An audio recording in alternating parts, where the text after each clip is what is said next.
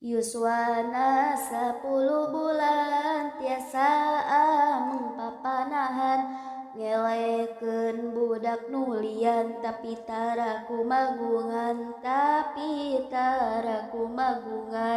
parangina Kanjeng Nabi jat nikah pinuku puji pinter tur gede kawani sobarnya kasasami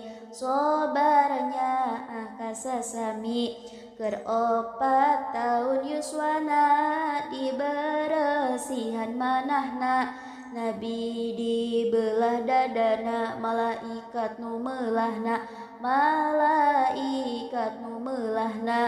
Jibril kadua rencangna Mikail jenenganana ngesikeun kana manahna ilmu hikmah sapinuhna